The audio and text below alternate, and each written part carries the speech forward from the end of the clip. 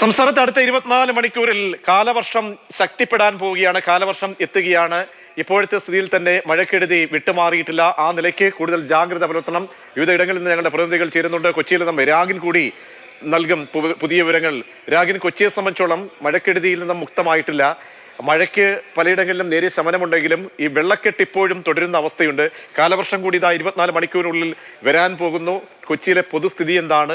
എന്തൊക്കെ നടപടിക്രമങ്ങൾ മുന്നൊരുക്കം എന്ന നിലയിലൊക്കെ ഈ കാലവർഷത്തിന് മുന്നോടിയായി ഒരുക്കുന്നുണ്ട്? പ്രജീഷ്, ഇന്നലത്തെ അവസ്ഥ നമുക്കറിയാം. അതിശക്തമായ മഴയാണ് ഉണ്ടായത്. മേഘവിസ്ഫോടനം ഉൾപ്പെടെ ഉണ്ടായി. ഇതേ തുടർന്ന് വൻ വെള്ളക്കെട്ട് വിവിധയിടങ്ങളിൽ തൃക്കാക്കര, കാക്കനാട്, ഇൻഫോ പാർക്ക്, കളമശ്ശേരി, പള്ളുരുത്തി, പശ്ചിമ കൊച്ചി ഉൾപ്പെടെയുള്ള വിവിധ മേഖലകളിൽ ഉണ്ടായിരുന്നു. ആ വെള്ളം ഇപ്പോൾ ഇറങ്ങിപ്പോയിട്ടുണ്ട്. അതിന് ഇറങ്ങാൻ കാരണമെന്ന് പറയുന്നത് മഴ ഒഴിഞ്ഞു നിന്നതാണ്. പക്ഷേ അപ്പോഴും ദുരിതം ബാക്കിയാണ്. പലയിടങ്ങളിലും വെള്ളം കയറിയതിൻ്റെതായിട്ടുള്ള പ്രശ്നങ്ങളുണ്ട്. മതിൽ അടക്കം ഇടിഞ്ഞു പോയിട്ടുണ്ട്.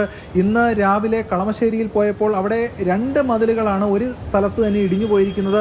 അതോടൊപ്പം തന്നെ വീടുകൾക്ക് കേടുപാടുകൾ സംഭവിച്ചിട്ടുണ്ട്. ചെളി കയറിയിട്ടുണ്ട്. കൂടാതെ അഴുക്കുവെള്ളം ഉൾപ്പെടെ കയറിയതിൻ്റെ ഭാഗമായിട്ടുള്ള പ്രശ്നങ്ങളുണ്ട്. അതൊക്കെ നിലനിൽക്കുകയാണ്. ഇന്ന് മഴ മാറി നിന്നത് കൊണ്ടാണ് ഈ അവസ്ഥയെന്ന് കൂടി ഓർക്കണം. ഇന്നും ഇന്നലത്തെ മഴ തന്നെ തുടരുകയായിരുന്നെങ്കിൽ അതിശക്തമായിട്ടുള്ള പ്രശ്നങ്ങളും അതിശക്തമായിട്ടുള്ള കുഴപ്പങ്ങളുമൊക്കെ ഈ നഗരത്തിൽ ഉണ്ടായേനെ.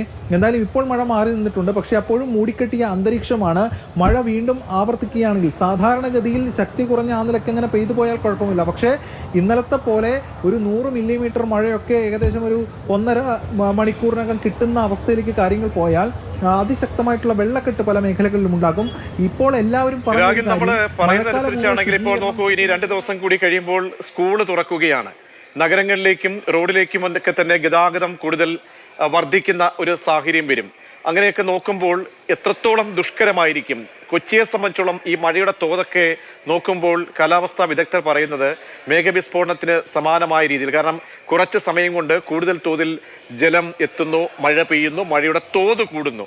അതുകൊണ്ട് നമ്മൾ ഈ വാക്കുകൊണ്ട് പറയുന്നതിനും അപ്പുറത്തേക്ക് അനുഭവിക്കേണ്ടി വരുന്ന ഒരു സാഹചര്യം നമുക്ക് ഊഹിച്ചാൽ ആശങ്കയെ തന്നെ മുന്നിൽ കാണേണ്ടി വരുമോ ഈ മഴ നല്ല രീതിയിൽ? കാരണം കാലവർഷമാണ് വരാൻ പോകുന്നത്. ആ തോതൊക്കെ നോക്കുകയാണെങ്കിൽ ഉറപ്പായും. കാരണം സ്കൂളുകൾ തുറക്കാൻ പോവുകയാണ്. ജൂൺ 3-ന് സ്കൂളുകൾ തുറക്കുന്നു. ആ ഘട്ടത്തിൽ വലിയ വെള്ളക്കെട്ട് ഉൾപ്പെടെയുള്ള കാര്യങ്ങൾ ശക്തമായ മഴയുടെ ഭാഗമായി തന്നെ ഉണ്ടായേക്കാം. ഈ വെള്ളക്കെട്ടിന് മുൻപത്തെ കൊച്ചി ഇത്രയധികം വെള്ളക്കെട്ടോ അല്ലെങ്കിൽ അത്തരം പ്രശ്നങ്ങളിലേക്കോ കാര്യങ്ങൾ പോയിരുന്നില്ല. അതിന് പല കാരണങ്ങളുണ്ട്. അതിലൊന്ന് ഈ നേരത്തെ സൂചിപ്പിച്ചതുപോലെയുള്ള മഴയുടെ ഘടനയിലെ മാറ്റം. സാധാരണ ഈ കാലവർഷം അല്ലെങ്കിൽ അത്തരം കാര്യങ്ങൾ എന്ന് പറഞ്ഞാൽ മഴയുണ്ടാകും, പക്ഷേ അതിശക്തമായ മഴ ചില ഘട്ടങ്ങളിൽ വരും.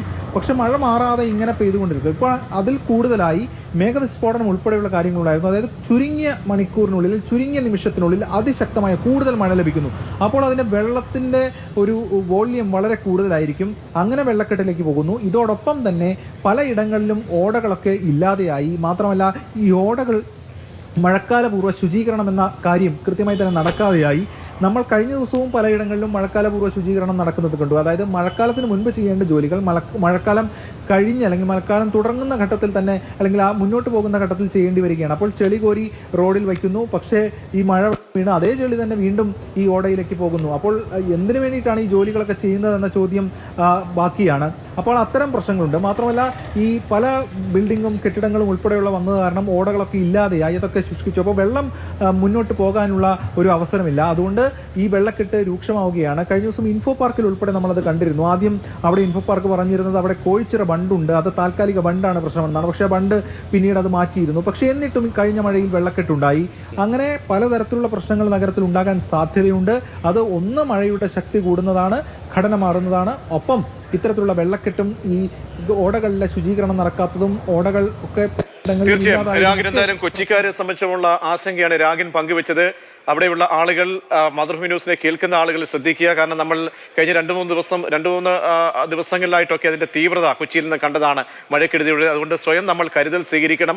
ഒപ്പം ഈ കാനകളൊക്കെ തന്നെ പൂർണ്ണമായും വൃത്തിയാക്കാത്തതിന്റെ ദുരിതമാണ് ഇപ്പോൾ നമ്മൾ ഈ വെള്ളക്കെട്ടായി രൂപപ്പെടുന്നത്. കൊണ്ട് ഈ നഗരസഭയുടെ അധികൃതർ ഇനിയെങ്കിലും പറഞ്ഞ് മടുത്ത പല്ലവിയാണ്. ഇനിയെങ്കിലും ഒന്നുകൂടി ഒന്ന് ഉഷാറാകണം.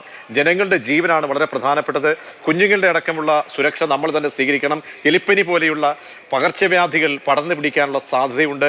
കാരണം മഴക്കാലം വേനൽക്കാലം വിട്ടുമാറി ഒരു വലിയൊരു മഴയിലേക്ക് കാലവർഷത്തിലേക്ക് പോകുമ്പോൾ കാലാവസ്ഥ അപ്പാടെ മാറുകയാണ്.